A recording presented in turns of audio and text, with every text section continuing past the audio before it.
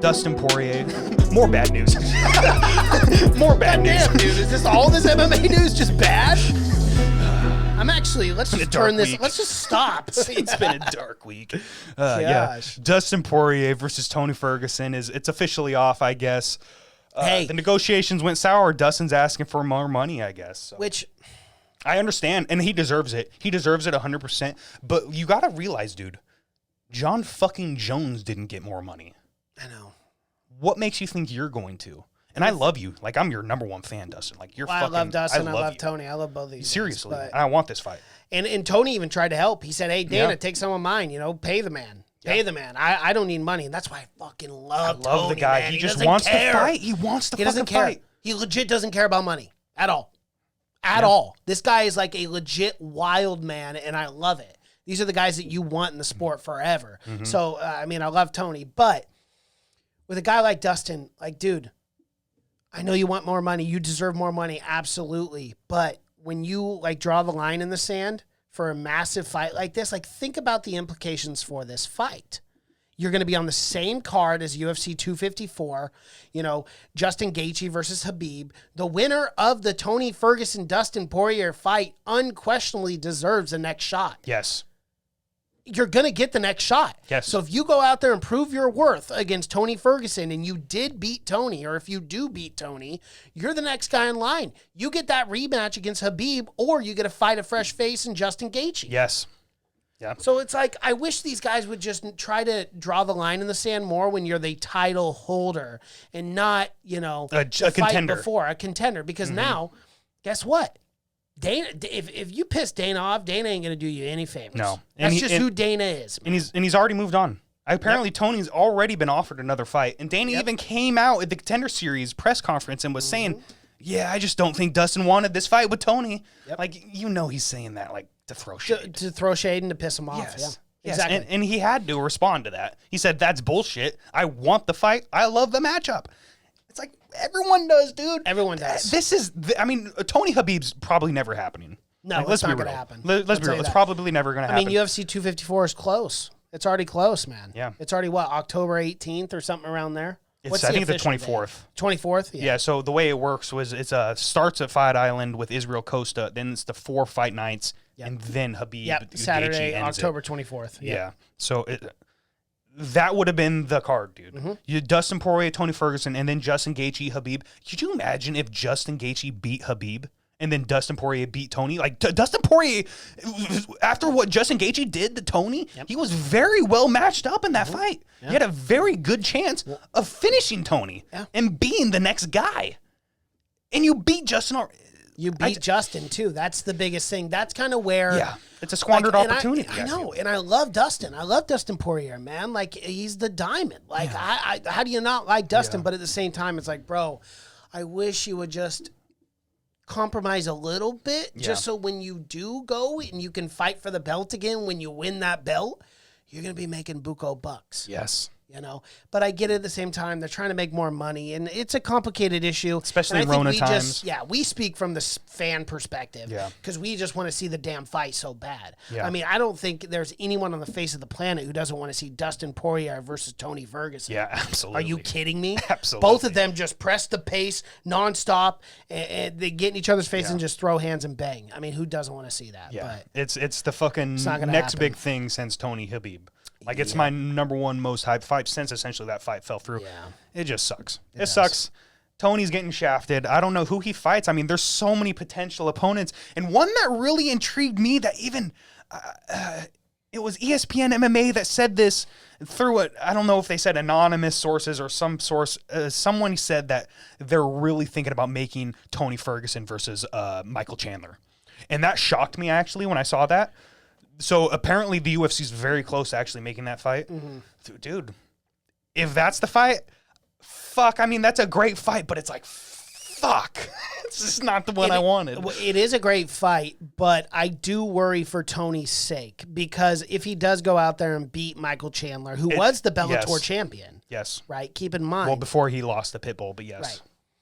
But I don't think that does the same for Tony as far as getting the next shot guaranteed. Yes, for the winner. absolutely. And that's what sucks. I am so tired of the UFC, and they didn't this last time. Tony lost the fight, but still against Gaethje. But I'm so tired of Tony Ferguson getting shafted. The guy's lost one fight in what, 8 years, 7 years, 8 years? Yeah. Like, dude, he's lost one fight. If you were to go out there and beat Michael Chandler, just give Tony the shot. Let him fight Habib. Let him get the rematch against Gaethje on a full camp.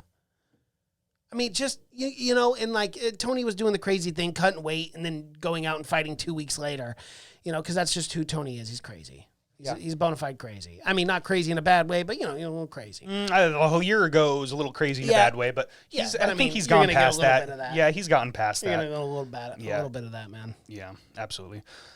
It fucking sucks. It just sucks. I really wanted that fight. Chael Sonnen was saying that he thinks it needs to be Dan Hooker. He says that's the only name that intrigues me for Tony. And I fucking love that matchup. I love that matchup way more than Michael Chandler. Let's be real about that. Okay. Dan Hooker versus Tony Ferguson. Hooker. I like that, actually. Fuck, what a fight. I like that. What a fight that would be. And you know Tony, like, I know Tony's, some would say he's pretty good at jiu-jitsu, but, like, he's not going to fucking purposely take a guy down. He wants to stand and fuck someone up. You know what's so irritating? It's like, when are you going to take Conor out of the rankings? Conor's For 4. sure. Dude, fuck that guy, especially with all that shit we just talked about. Like, just get him out. Get him out. It's ridiculous. Yeah, Dan Hooker would be the next guy. Yeah, I think so. Yep. It's the name that's screaming at me. If it's not Michael Chandler or Dustin Poirier, you know, Dan Hooker screaming at me. So is like Paul Felder, a couple names like that. The question is Poirier going to retire if he never gets the money that he wants? That's what makes no sense to really. me. Like, it's either you're drawing the line. You're drawing the line in the sand with this move. Yeah. Because if you never get that money, then you're just never going to fight again. Or you're fighting a lesser opponent or you're just fucked because you're fucking yourself. It's either you're right, you retire, or you fight for the contracted money anyways, a lesser opponent. Yeah. That's not getting you a title shot right off the bat. Like, I know, and that's it just where, sucks. I know, that's where it's just so confusing for me. And like, we don't know like the details, the behind the scenes with the managers and all that, but it's just like, what is the end game here? What is the end game? Yeah. At some point, you just got to go, okay, I got to take the fight. I got to compromise a little bit. And I think it's one of those scenarios, too, where Tony Ferguson is literally coming out and saying, hey, give him a little bit of my money. Help the guy out. Like, I want this fight to take place. So it's like, what is it then, Dustin? Yeah. And I'm not going to sit here. I'm not for a second am I going to sit here saying that Dustin Poirier is scared of Tony Ferguson, because these guys aren't scared of anyone. They are the most alpha males on the face of the planet. No one is scared of anyone in any division if you're a professional fighter. But I got to ask, what is it then? Like, what is it? Literally just the money? Like, that's it? Yeah. Because like it might be. If you might never get that, which means you might never fight again. I know, but yeah, it sucks. It does. It's just brutal. It sucks for the fans too, man. Yeah, absolutely.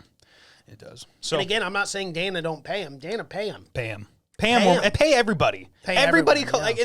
And that's the thing. It's like we say that every time. Everybody collectively deserves more money. Yeah. They deserve 10%. What was it? 12%?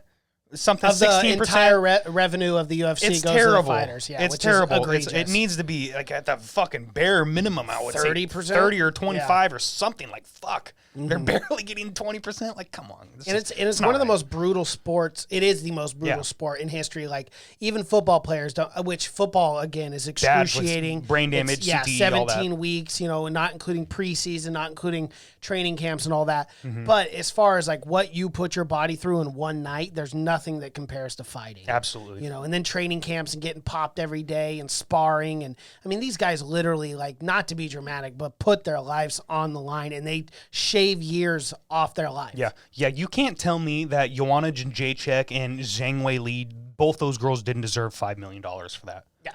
For that performance. Yeah. 10 million. Insane. 10 million. I still think about that fight, and I'm not joking around. I will randomly throw that fight on. Still. And that happened way back in what, February? Yeah. January or February of this year?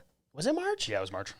Really? It was the Israel Yoel card. That was March. Fuck, that must have been the last one right before Rona was. hit. That was right before Rona hit. The next week was fucking the first fights with no crowd. Yeah. And it was shocking. It's crazy to think about. Like that was what, like 6 months ago or something? I know. Well, we've been 6 months through this Rona shit. Well, and the CDC just came out today and said that they're not expecting full vaccines until the end of 2021. So we could be dealing with this for another 2 years. Don't want to get on that topic. I'm not taking no vaccine.